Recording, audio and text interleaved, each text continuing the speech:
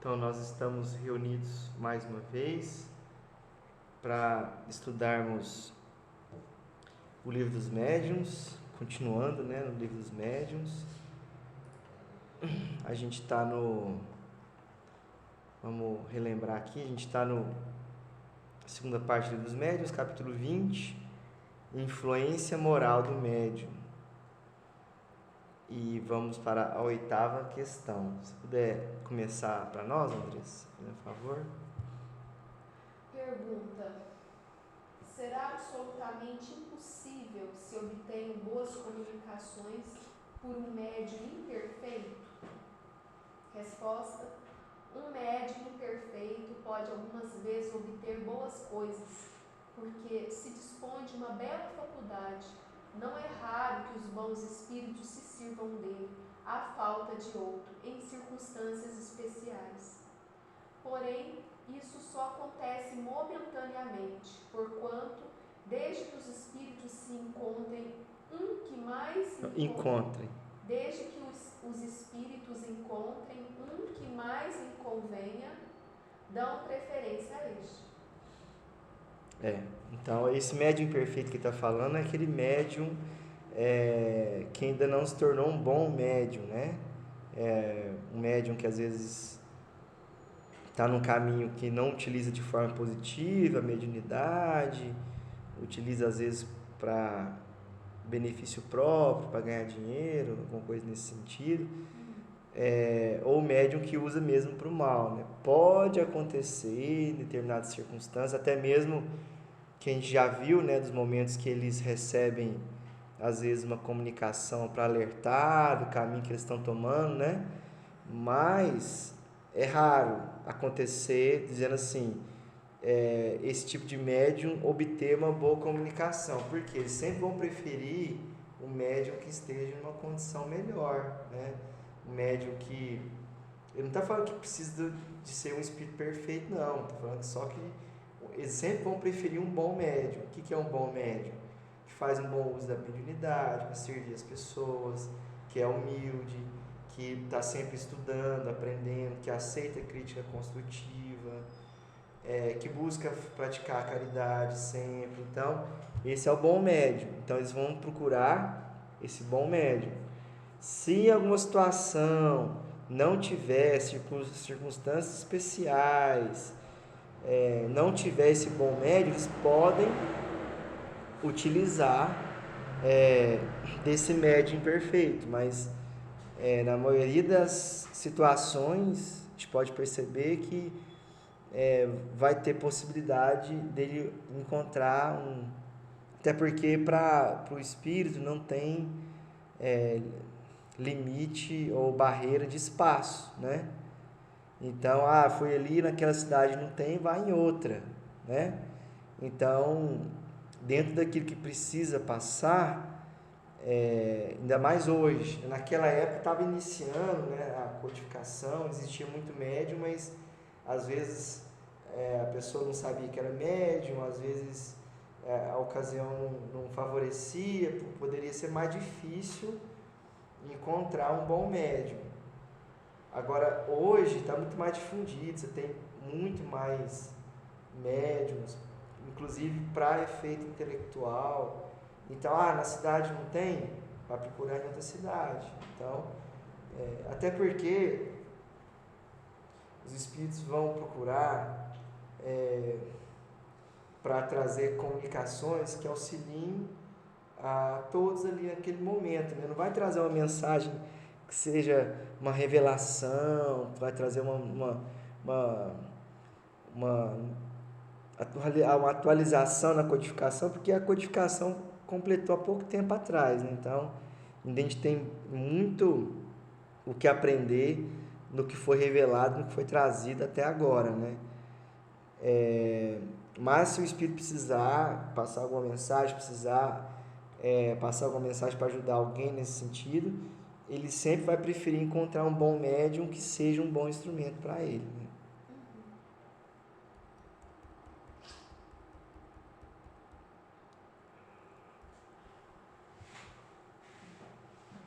Pode ler. Nota: Deve-se observar que quando os bons espíritos veem que um médium deixa de ser bem assistido e se torna, pelas suas imperfeições, presa dos espíritos enganadores, quase sempre fazem surgir circunstâncias que lhes desvendam os defeitos e o afastam das pessoas sérias e bem-intencionadas, cuja boa-fé poderia ser ilaqueada. Ilaqueada é aproveitada, poderia, né? Entendeu? Quando a pessoa aproveita a boa vontade. Vamos conferir aqui.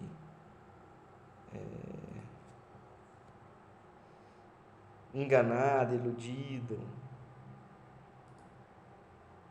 Neste caso, quaisquer que sejam as faculdades que possua, seu afastamento não é de causar saudades. Porque assim, às vezes o médium, ele não é um bom médium, mas ele possui uma faculdade extremamente aflorada, ou porque a gente sabe que a mediunidade não está ligada à evolução moral, está ligada a uma questão física, orgânica, né? Então, às vezes a pessoa pode ter uma faculdade fantástica, né? Mas não ser um bom médium. Ele ter bastante mediunidade aflorada, uma faculdade bem... como é que fala? Aquela mediunidade... Palavra, esqueci qual que é a palavra. Ostensiva, isso. Essa é a palavra que eu queria lembrar. Então, em determinadas situações, eles acabam utilizando, mesmo aquele médium não sendo o ideal, acabam utilizando. Mas, aí fala aqui, ó, quando os espíritos percebem que aquele médium, ele não está sendo bem assistido, porque eles veem isso, né? Os espíritos superiores vão ver, né, as companhias dele, os pensamentos que ele está emitindo. Então, o médium que ele começa a utilizar para o mal, começa a utilizar para benefício próprio, os benfeitores afastam e começam a vir os espíritos, né, enganadores, espíritos trevosos, que vão começar a fazer companhia para ele. Os espíritos sabem que ele está sendo... ele buscou isso, ele aceitou isso e ele está sendo... está tendo a companhia desses espíritos, né? Aí o que eles fazem? Quase sempre fazem surgir circunstâncias que eles desvendam os defeitos e o afastam das pessoas sérias e bem-intencionadas, cuja boa-fé poderia ser ilaqueada, poderia ser enganada, iludida. Então, por quê? Porque, às vezes, esse médium, ele vai dar toda uma... Ele vai ter uma aparência. Por isso que a gente tem que tomar muito cuidado com as aparências. Ele vai ter uma aparência de um bom médium, uma aparência... E aí poderia enganar muitas pessoas, né? Por causa dessa... Ainda mais se a pessoa não estudar, não tiver um olhar crítico, um olhar analítico, assim, que sempre está tentando...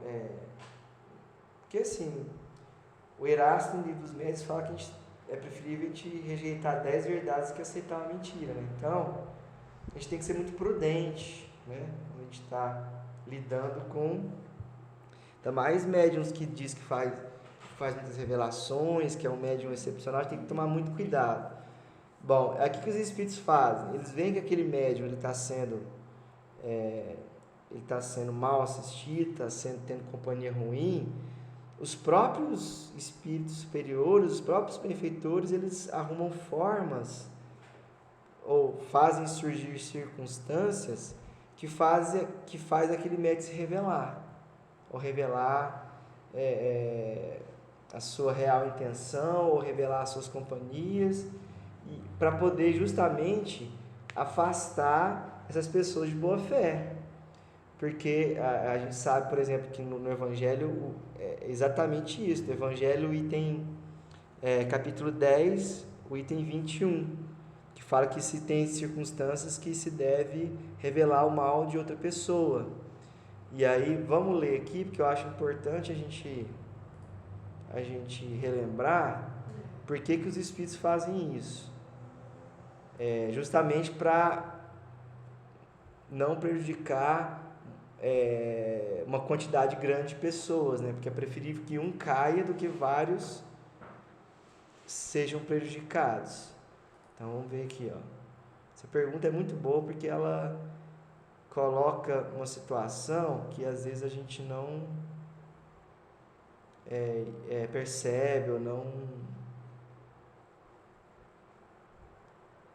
imagina. Aqui. Haverá casos, então é o item 21 do capítulo 10 do Evangelho. Haverá casos em que convenha se desvende o mal de outrem, né, ou de outra pessoa? A resposta é de São Luís: é muito delicada esta questão, e para resolvê-la, necessário se torna apelar para a caridade bem compreendida. Aí vem o principal aqui, ó. Se as imperfeições de uma pessoa só a ela prejudicam, então a pessoa tem uma imperfeição, tem um problema, um defeito que só prejudica ela mesma. Aí fala, nenhuma utilidade haverá nunca em divulgá-la. Só prejudica ela mesma, coisa ali pessoal, porque quem vai tocar, revelar uma coisa que só diz respeito a ela, né? Agora, olha o ponto. Se, porém, podem acarretar prejuízo a terceiros, deve-se atender de preferência ao interesse do maior número. Então, sempre o interesse do bem-estar geral, né? Segundo as circunstâncias, desmascarar a hipocrisia e a mentira pode constituir um dever, pois mais vale caia um homem do que virem muitos a ser suas vítimas. Em tal caso, deve-se pesar a soma das vantagens e dos inconvenientes. Então, muitas vezes os próprios espíritos revelam aquele defeito, aquele problema daquele médium, porque eles revelam para o próprio médium, para ele ser alertado. Mas muitas vezes não adianta, né? O médium insiste no caminho do mal. Então, o que eles podem fazer? Eles podem desvendar esse problema do médium para que as pessoas de boa fé se afastem. Por quê? Para que a maioria não seja prejudicada por ele. Então, os espíritos estão fazendo exatamente o que o Evangelho ensina no que a gente viu.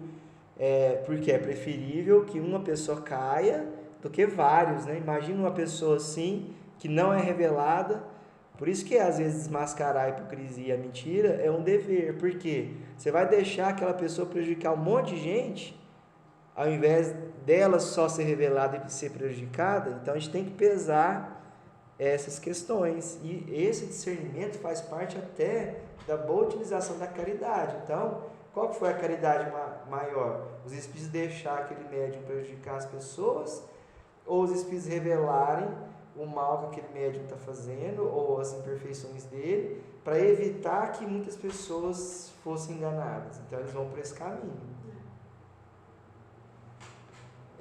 Então ele finaliza ali, ó, neste caso, quaisquer que sejam as faculdades que possui, então ele pode ser um excelente médium, com muitas faculdades. Seu afastamento não é de causar saudades. Por que não é de causar saudades? Ele iria prejudicar muita gente, então não vai fazer falta porque se evitou um mal, né?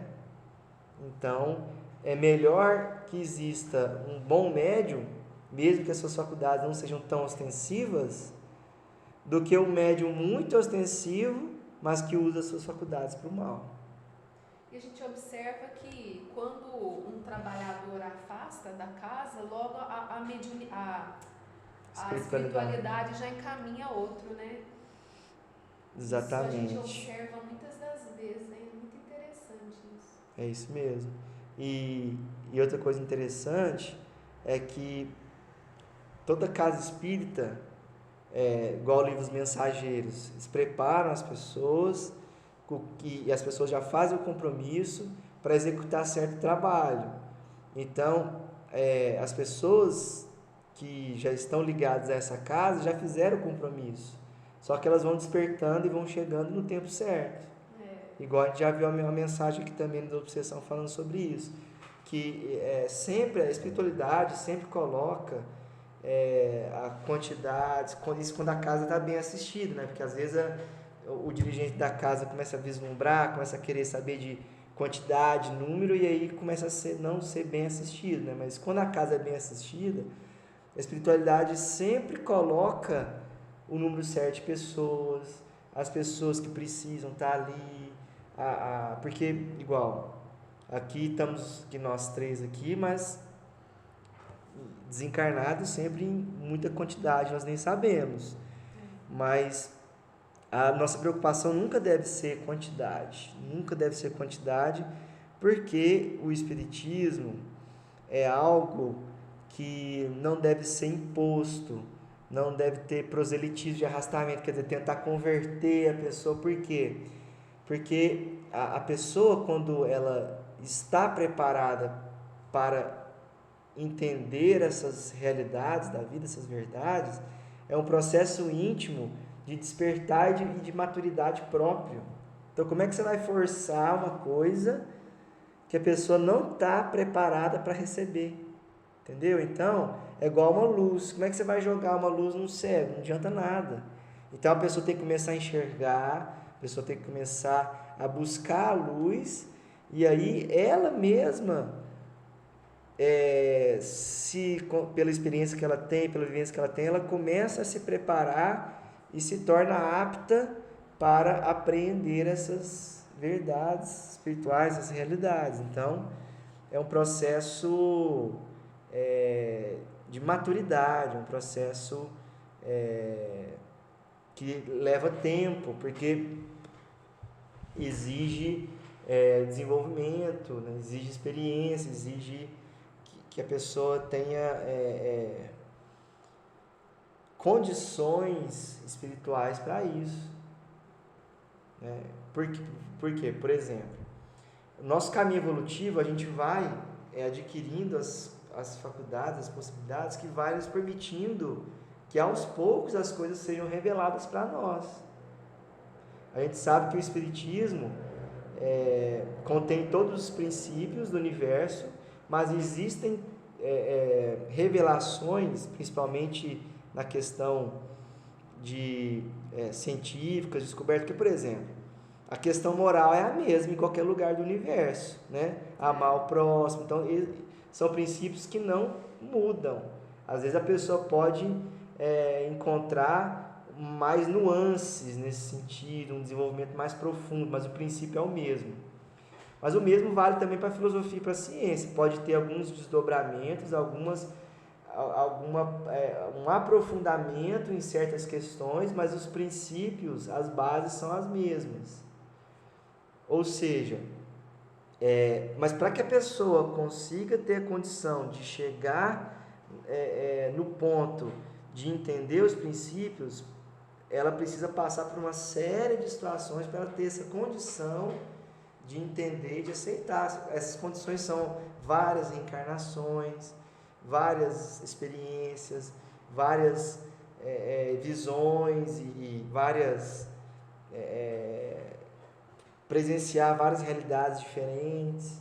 Então isso traz uma sabedoria, uma vivência que vai, as próprias dores, dificuldades, tudo vai somando e trazendo a vivência necessária para a pessoa ter condição de absorver.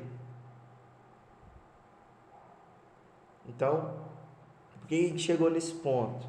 Porque a gente às vezes fica preocupado, mas a espiritualidade deixa tudo organizado, né?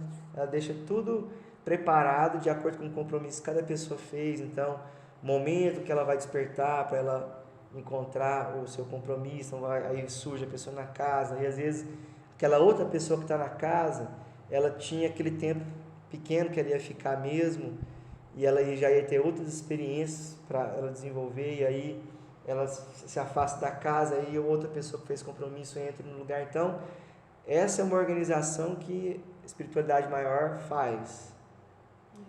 E faz muito bem, porque é tudo muito bem com antecedência, tudo muito bem organizado. Então, a gente não pode, e a gente fala isso até pra gente mesmo, a gente não pode ficar desesperado, preocupado sendo que a nossa preocupação é com a qualidade, né? A gente desenvolver de acordo com as nossas possibilidades e de cumprir os nossos deveres. Agora o resto, né? Como que vai ser, as pessoas que vão surgir, quantidade, isso aí, espiritualidade que vai... E a gente até sabe que no ambiente espiritual, sim, de estudo ou de trabalho, quanto menos pessoas, melhor, né? Isso me fez lembrar, acho que foi uma história que eu li, que havia uma casinha simples com um senhor que mal sabia ler, que abriu uma casa, né, de oração, e a espiritualidade foi lá para visitar a casa desse senhor. Na hora que entrou, viu a energia, o sentimento que tinha ali, naquelas palavras simples que ele abria a casa, mas o valor que tinha de sentimento e coração daquele senhor simples, que acolhia tanta pessoa espiritualmente naquela casa. E isso o Chico focava muito, né? O evangelho é do povo para o povo, né? Que quanto mais simples a casa, melhor. Quanto mais tiver esse acolhimento, essa simplicidade, melhor. E outra coisa, o Kardec fala no livro dos médiuns também, vai falar lá na frente, no final do livro, que o ideal do trabalho espírita, do movimento espírita, seriam pequenas casas, pequenos núcleos com poucos participantes que interagem entre si, mas cada centro espírita ser um grupo pequeno de pessoas que trocam conhecimentos, trocam experiências, trocam vivências, mas o centro espírita, a casa espírita em si, ela tem aquele grupo pequeno, que aquele grupo pequeno é unido e quanto menos pessoas no trabalho, melhor a vibração do ambiente. Então tem essa questão. E tem pessoas que entram na casa e têm um compromisso a vida inteira naquela casa, né? Então tem esses casos. Então, você quer ler ou eu leio? Não. Vai ver demais. Então vamos lá. Questão número 9. Qual médium que se poderia qualificar de perfeito? Porque assim, né? Os outros estão falando assim, médium perfeito. Mas peraí, existe médium perfeito então? Você estava falando médium perfeito. A resposta. Né? Agora você pensa, médium perfeito, não tem como. Existe o bom médium. Agora, o máximo de perfeição que a gente já viu foi exatamente o Chico Xavier. Por quê? Porque ele tinha todas as mediunidades, ele conseguia utilizar do melhor possível de todas essas mediunidades, e além de ter a faculdade muito desenvolvida, muito ostensiva, ele ainda, como espírito superior, ou seja, a moral e o conhecimento, a moral e a parte da sabedoria, os dois muito elevados, né? Então, com a moral muito elevada, só um espírito perfeito que conseguiria ter mais, né, ou mais avançado, enfim, esse avanço todo de moralidade trouxe o ápice da mediunidade, né, que a gente conhece. Por quê? Que ele poderia ser chamado do máximo patamar de perfeição do médium para nós, porque ele já acumulava a inteligência, a sabedoria, junto com a mediunidade ostensiva ao máximo, né, porque não tinha como ser mais ostensiva que a dele, e com a moralidade no máximo. Então, ele conseguia ter aquela mediunidade sublimada. É claro que acima dele só Jesus, né? Porque aí Jesus já se torna o médium de Deus, né?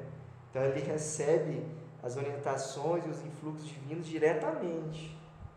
Então, médium perfeito só Jesus, porque já é o médium de Deus, né?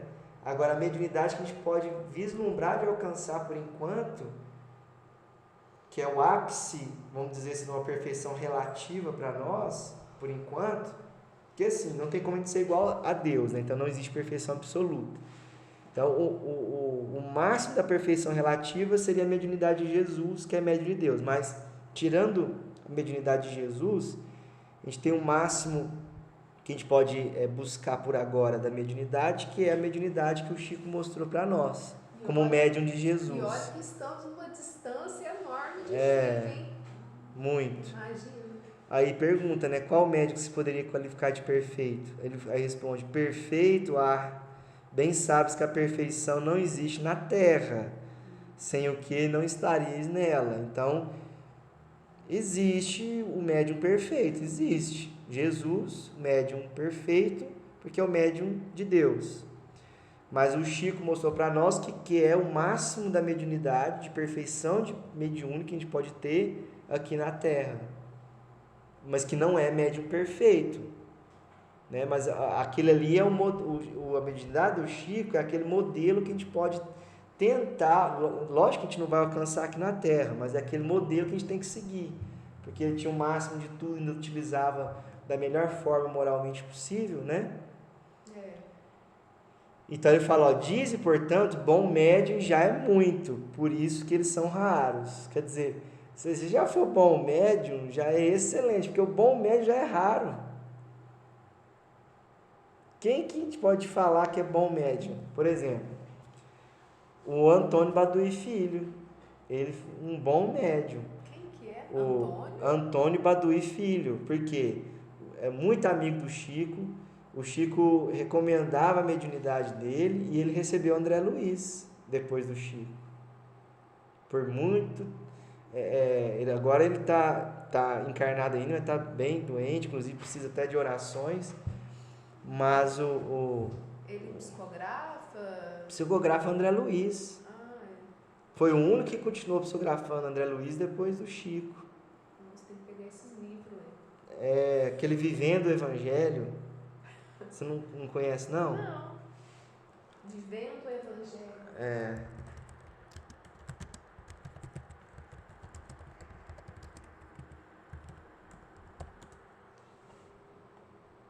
Aí, ó. Ele é daqui de Uberaba ou Não.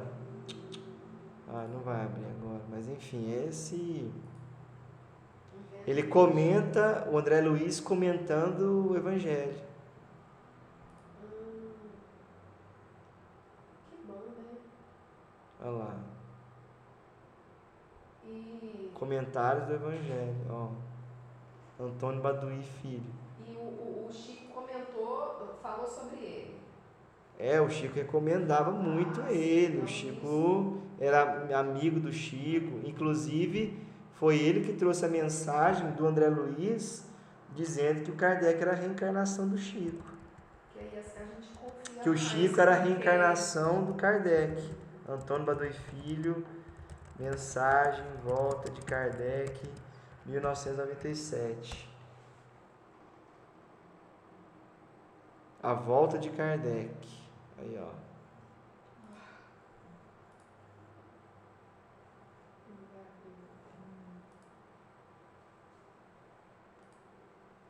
Vamos ver se a gente... Aí, ó.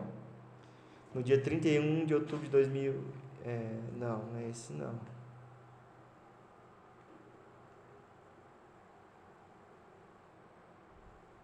Não é essa mensagem, não. Nova mensagem confirma a volta de Allan Kardec, mas aqui, ó. Ele já reencarnou?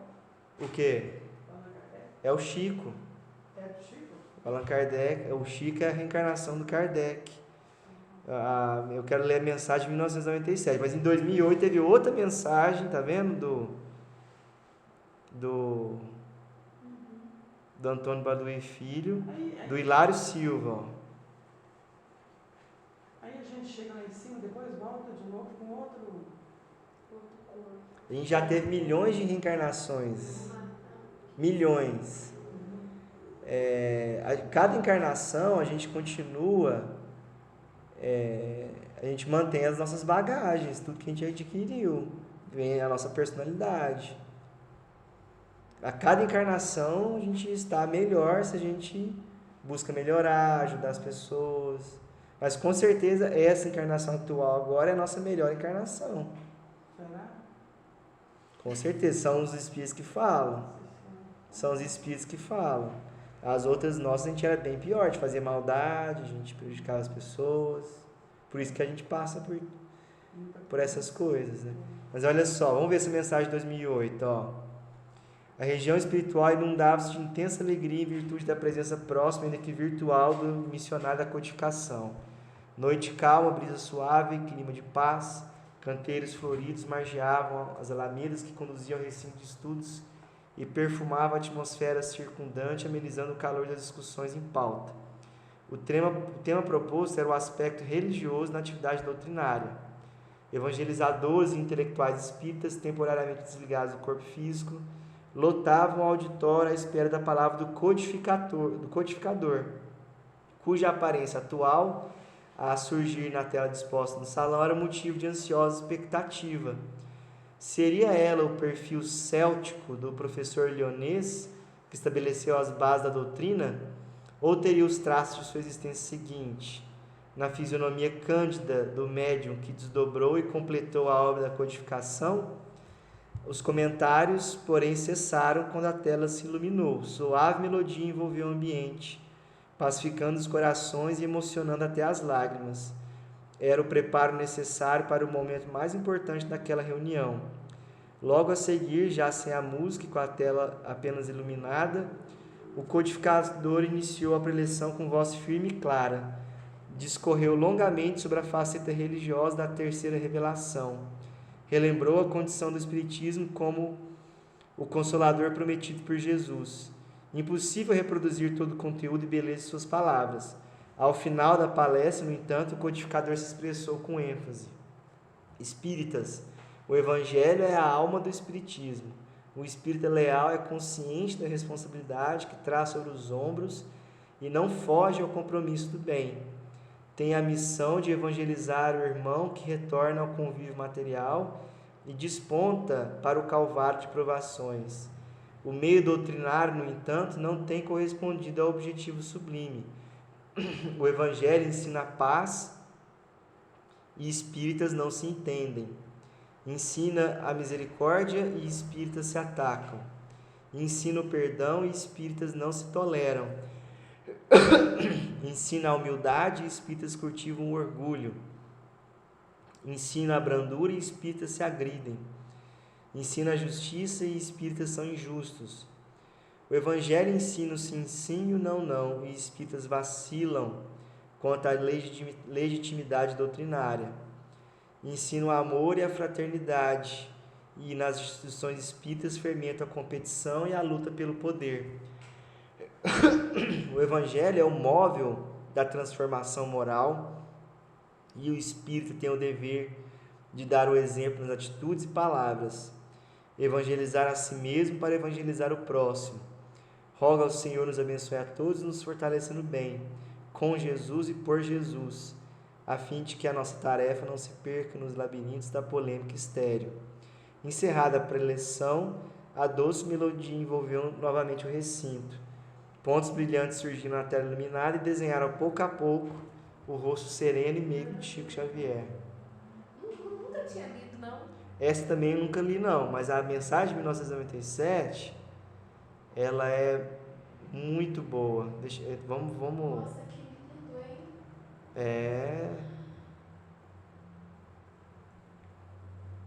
Eu já ia comentar, nossa, não descreveu como é que era o rosto dele no final.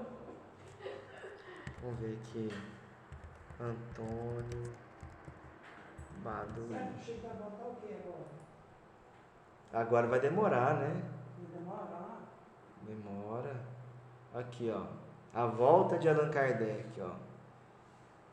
Vamos lá, ó. A primeira mensagem recebida do plano espiritual confirma que as duas personalidades, Chico Xavier e Kardec, são a mesma individualidade. Veio por ocasião da 34ª Cometrim em Ituiutaba. Se eu não me engano, o Antônio Baduy de Ituiutaba. A volta de Allan Kardec, início do século XX. Nas regiões mais elevadas da espiritualidade acontecia importante reunião, encontro significativo, decisões de relevância. A presença marcante de Allan Kardec. Discutia-se a volta do apóstolo espiritista às lides terrenas. Época difícil na doutrina espírita. controvérsia estéril entre os adeptos, ideia de exclusividade da investigação científica e filosófica. O cientificismo atuante no meio doutrinário negava o aspecto religioso, porque no começo, quando o Espiritismo chegou aqui no Brasil, existiam essas divergências. Tinha uma parcela de espíritas que eram só ciência, só filosofia, só religião. Você fala na época de Allan Kardec ou depois de Allan Kardec? Um pouquinho depois, porque veio para o Brasil, enquanto Kardec estava vivo, o Espiritismo já veio para o Brasil. Inclusive ele elogia o Brasil numa das cartas, Kardec. Mas aí no começo do século XX, 1900 e pouco, quando as coisas estavam começando a desenvolver o Espiritismo no Brasil, o Espiritismo sofreu perseguição política, tinha esses grupos. Então tinha um grupo que queria saber só da parte científica, experimentações, outro só da parte filosófica, outro só da parte do evangelho. Então existia essa divisão mesmo. O cientificismo atuante no meio doutrinário negava o aspecto religioso. Urgia, pois, o testemunho do Espiritismo, comprometido com as lições da Boa Nova, semeando no coração dos homens o amor e a caridade. Clima de emoção, recolhimento, expectativa. Venerável preposto de Jesus, envolto de luz alvinitente, dirigiu-se a Kardec e falou com bondade: eu imagino que esse venerável preposto seja o Espírito da Verdade, que tenha vindo falar com Chico. Tanto é que ele falou assim: chegou a hora, meu filho. Quem fala assim, meu filho, normalmente é o mestre com relação ao discípulo, né? E a gente sabe que o Espírito da Verdade sempre foi o mestre do Kardec, do Chico, né? Porque o Espírito da Verdade sendo João Batista, Sócrates, né? Então, o Espírito da Verdade, Sócrates, e o Kardec, Platão, então sempre vieram mestre-discípulo, né? O João Batista era, até antes de Jesus, o João Batista era mestre do João Evangelista. Ele acompanhou o início, né? O João Evangelista era seguidor de João Batista. Aí depois o João Batista fala assim: agora vocês podem seguir Jesus, que ele que é o nosso mestre. Mas enfim, então sempre tratou como um mestre, um orientador, né? Um mestre do... Então eu acho que era o Espírito de Verdade que falou com ele. O codificador respondeu firme e respeitoso: estou pronto e confiante.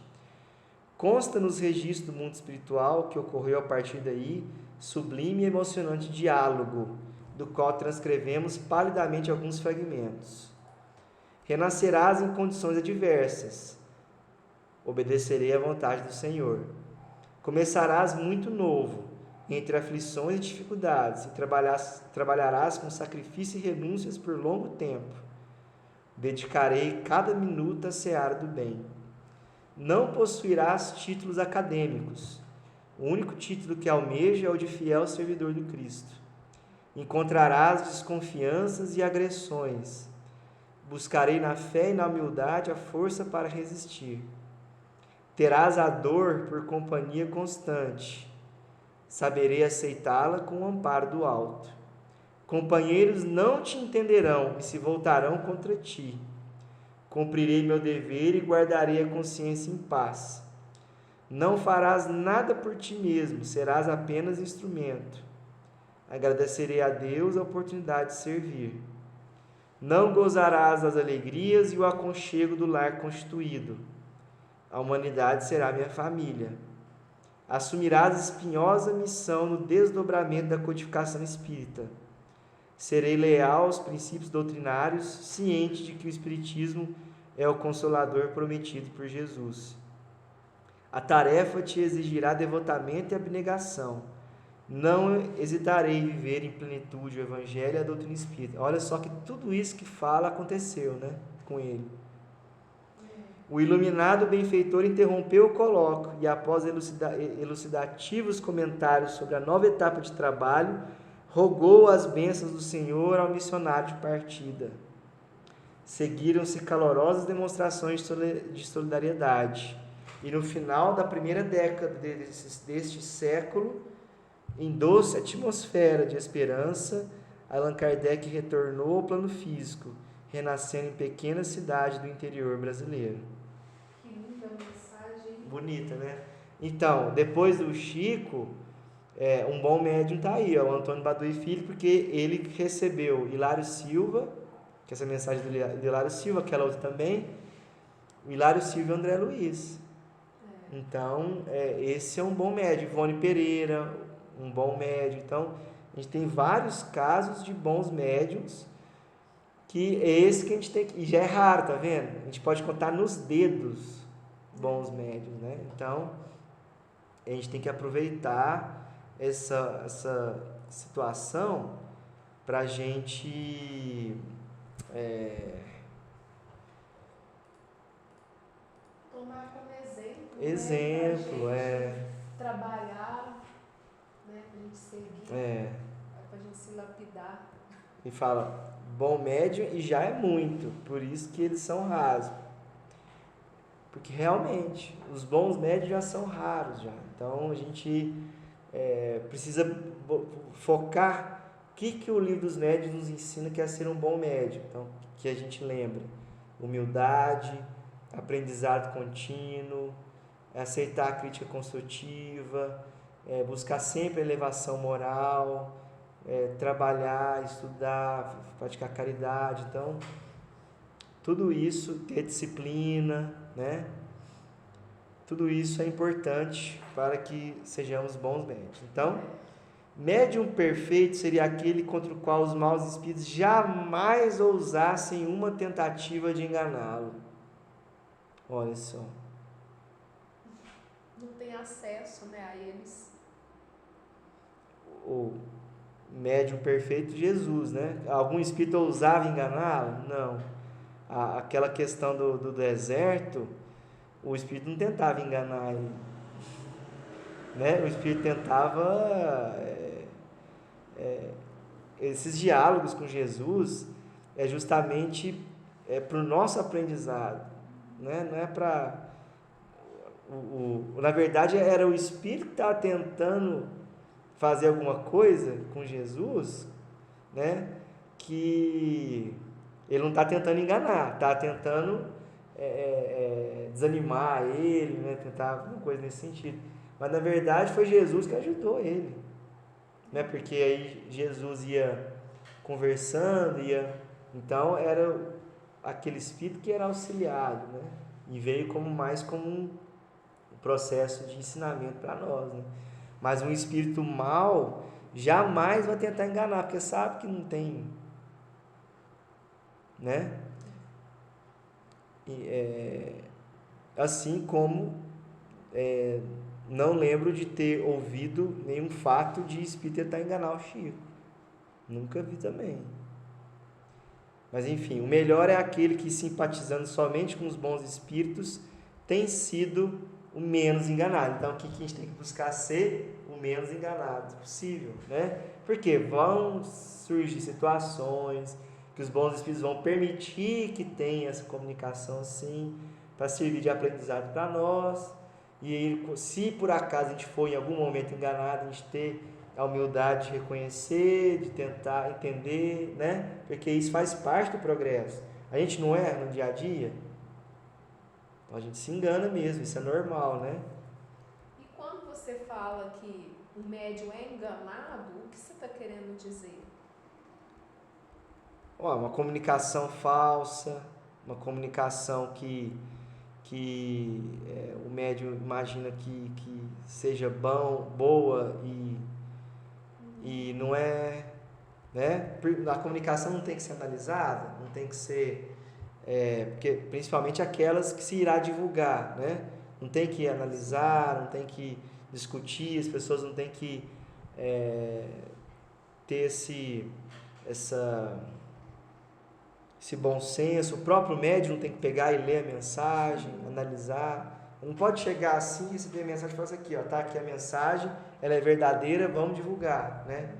Então tem que ter essa... Mas o que eu vejo de enganação é isso. Ou às vezes um espírito começa a falar alguma coisa e a gente acha que é um espírito elevado e não é, né? E isso é normal, porque a gente só vai saber o teor do espírito pela elevação vibratória, né? E pelo teor da mensagem, né? Não tem como a gente...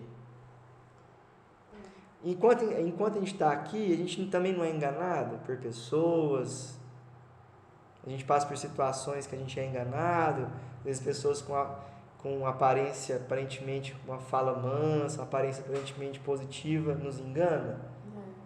Então, é isso, né? Então a gente tem que ter essa... Lê para nós, André, se por favor, a 10ª. Se ele só com os bons espíritos simpatiza, como permitem estes que sejam enganados? Aí, ó. Quer dizer, se aquele pessoal é um bom médium, a maior parte das vezes vem bons espíritos falar com ele. Por que os benfeitores permitem que ele seja enganado? Porque a gente não é perfeito, a gente tem imperfeições, então a gente tem coisas a melhorar, a corrigir, experiências a adquirir, né? Os bons espíritos permitem, às vezes, que isso aconteça com os melhores médiuns para lhes exercitar a ponderação e para lhes ensinar a discernir o verdadeiro do falso. E também para desenvolver a humildade, que é falar assim, ó, eu não sou um médium perfeito, não recebo só espírito bom. Então eu tenho que ter a humildade que realmente preciso para evoluir. Depois, por muito bom que seja, um médium jamais é tão perfeito que não possa ser atacado por algum lado fraco. A gente não tem as nossas imperfeições, então os espíritos nos influenciam por causa das nossas imperfeições. A gente pode, às vezes, receber uma mensagem que o espírito fala uma coisa e que a gente no íntimo concorda. Mas esse no íntimo que a gente concordou é uma falha nossa, às vezes de orgulho em alguma coisa, a gente ter uma opinião que não seja correta, entendeu? Entendi. Isto lhe deve servir de lição. As falsas comunicações que de tempos a tempos ele recebe são avisos para que não se considere infalível e não se ensoberbeça. Porque o médium que receba as coisas mais notáveis não tem que se gloriar disso, como não tem um tocador de realejo que obtém belas áreas movendo a manivela do seu instrumento. Forte. Porque a gente é só um intermediário, né? A gente é um intérprete, então por que a gente se vangloriaria? Tem situações que a gente acaba sendo intérprete de espíritos, né? Isso é importante para nós. E aí tem o lado da desobsessão também, que na desobsessão a gente recebe espíritos em sofrimento, espíritos às vezes em situação ruim ou até espíritos trevosos, mas para a gente receber o aprendizado daquelas comunicações, para a gente poder ajudar esses espíritos que estão nessas condições. Então ainda tem esse lado também. Então tem um lado que ensina o médium para ele ter humildade, para ele ver que ele não é infalível, né? Para ele ver que ele tem coisa a melhorar ainda. E essas falsas comunicações?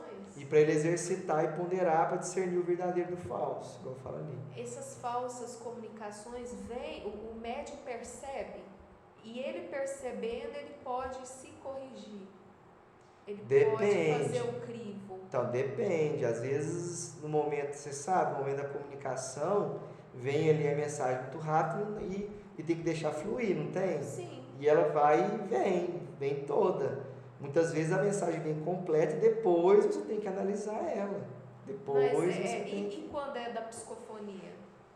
Não, então, aí se for desobsessão, não tem jeito, tem que deixar fluir.